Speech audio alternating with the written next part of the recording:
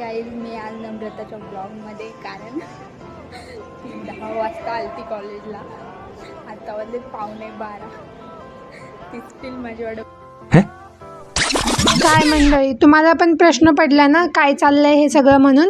तसं आज मी आणि साक्षी बाहेर फिरायला जाणार होतो पाषाण लेकला, पण मला आधीच लेट झालं सो म्हणून मी पाषाण लेकचा प्लॅन कॅन्सल केला. मला जर्नलही सबमिट करायचे होते आणि तिलाही करायचे होते. तिला म्हणलं आपण जर्नल सबमिट करून दुसरीकडे कुठेतरी जाऊया पुण्यात, म्हणून मी एवढ्या लवकर आलते कॉलेजला.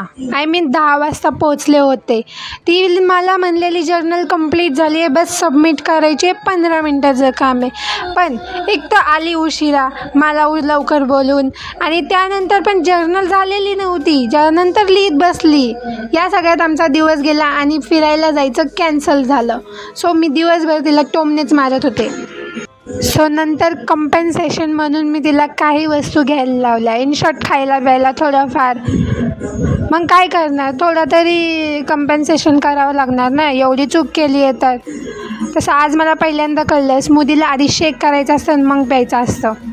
काय मला हे सगळं माहीतच नसतं. भेटू माझ्या नेक्स्ट व्लॉगमध्ये. बाय. फॉलो करा मला.